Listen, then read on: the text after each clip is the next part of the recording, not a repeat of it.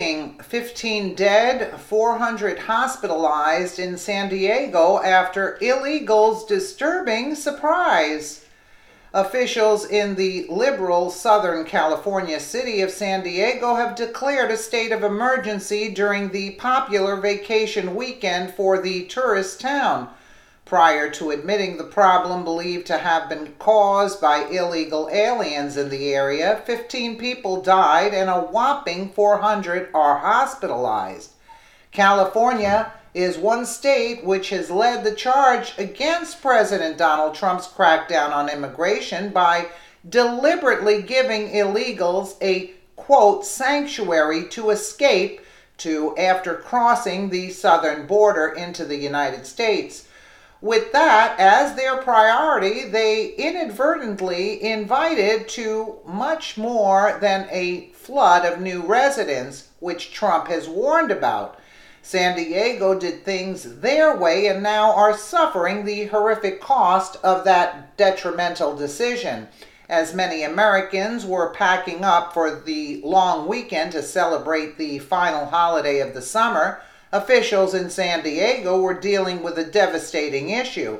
Rather than heading to the beach or other relaxing locations, residents were flooding hospitals in droves, suffering from what quickly became a complete health crisis in the area. A public health emergency was declared Friday over an outbreak of hepatitis A that has been linked to at least 15 deaths and 400 hospitalizations, America's freedom fighters reported. According to Fox News, the liver disease outbreak started last November with the homeless population affected most. The emergency declaration will help the city access state funds and provide legal protection for new sanitation measures, the Union Tribune reported. Areas with high concentrations of homeless people will receive roughly 40 portable hand washing stations to help combat the disease, which can spread through fecal matter when people fail to thoroughly clean their hands after using the restroom. Let's take a quick listen here. Battle against one of the largest hepatitis A outbreaks in the history of San Diego County. That virus has already killed 14 people, and our 10 News reporter Bree Steffen is live with why health officials are now concerned this could affect your favorite restaurants. Bree. Well, it broke out among the homeless population here first. Now we are up to 350 cases reported, 14 deaths, and homeless advocates have been handing out these flyers and pamphlets trying to get people to get vaccinated. A lot of my coworkers are very concerned, a lot of my friends are very concerned, so it's just, Amy works with homeless people every day. It's pretty crazy. What an epidemic. Not only are they trying to fix the chronic problem of homelessness, it's concerning for everybody. They're now fighting an outbreak of hepatitis A. And over 300 cases have been reported. That doesn't mean that there's not more out there. The Alpha Project has handed out thousands of these flyers. Hundreds a day. Trying to educate people to prevent the virus from spreading. Here are some of those symptoms. If you're feeling that way, this is where you should go. The emergency room. Don't share food. Don't share cigarettes. Where you can go to a clinic for free. So if you can't pay, you can get the shots done. The health department says it's so bad. They're also urging people who even handle food to get vaccinated. When you think of it as I'm just out and about at a restaurant type situation, well, yeah, there's a sink and a bathroom right there, and you can go wash your hands. And you don't have to worry about it as much. Of course, the people feeding you might have to worry about now. Amy says it's going to be a hard battle back to safety. It was pretty shocking to see how many people actually didn't know this was even going on. But hopes they can get there again. Without us being out there to educate them, I don't know how much worse it could get. You know, I mean, it could be a lot worse. Because the way it's spread is just, you never know. And the county has also jumped in to help by giving free vaccinations out to the homeless population as well as hygiene kits. They'll release the latest numbers tomorrow. And we have way more information on our website, 10news.com, including what symptoms you need to watch out for. Bree Steffen, 10 News. All right, Bree, and we talked with a doctor about a month ago who at the time said this outbreak is especially troubling, and now it's even worse.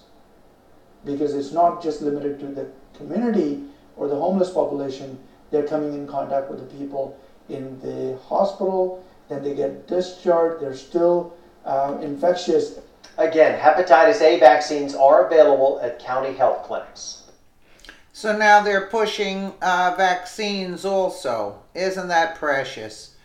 Crews also plan to use bleach-spiked water for high-pressure washing to remove all feces, blood, bodily fluids, or contaminated surfaces, according to a sanitation plan outlined in a letter Thursday. The massive sanitation efforts could soon be imposed in surrounding areas to control the situation that's spreading out of control after previous vaccination and educational programs failed to significantly reduce the infection rate.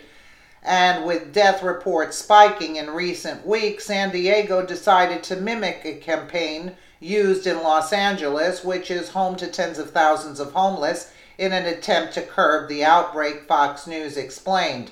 While they are stating specifically who or which group of people started this, outbreaks of this kind are par for the course when unvaccinated people from other countries come in and bring diseases with them. It's not a matter of being racist or bigoted to want to control immigration. It's a health concern which could be prevented if people go about this process the correct way.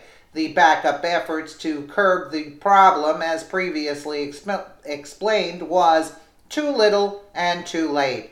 The outbreak was already in San Diego, and trying to stop it is far more difficult than preventing it in the first place.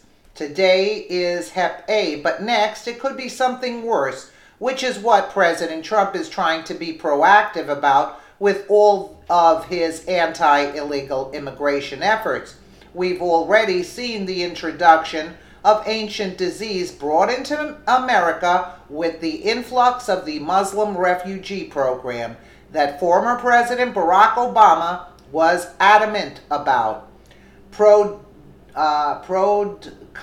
reported 7 refugees with active tuberculosis TB were diagnosed shortly after their resettlement in Idaho between 2011 and 2015, according to the Idaho Department of Health and Welfare. This makes Idaho the 7th state to confirm to Breitbart News that recently arrived refugees have been diagnosed with active TB.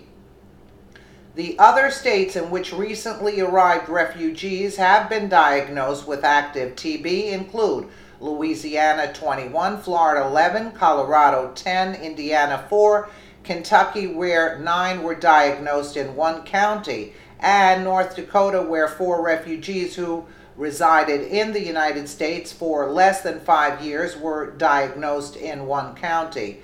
Idaho is one of 14 states that have withdrawn from the federal refugee settlement program, where the federal government has hired a voluntary agency, VOLAG, to resettle refugees under the statutorily questionable Wilson Fish Alternative Program. In Idaho, the federal government has contracted the Idaho Office for Refugees, IOR, a division of the large nonprofit known as Janus, to run the program. Janus is one of the largest organizations within the lucrative and politically connected refugee settlement industry, which is paid more than $1 billion per year by the federal government. There is no valid argument for allowing contagious disease such as these to run rampant in the name of political correctness. Immigration laws were never about being racist or insensitive.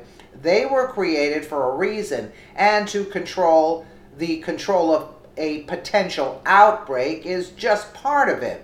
What San Diego is experiencing this holiday weekend could have potentially been avoided if laws were followed and immigrants were stopped from crossing into America at will. And I'm more than sure it's much worse than they're saying.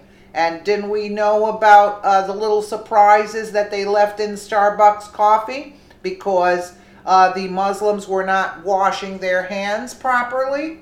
And it could be intentional too at some parts, you know, you never know. Let me know what you guys think in the comments below. And again, thank you so much for watching.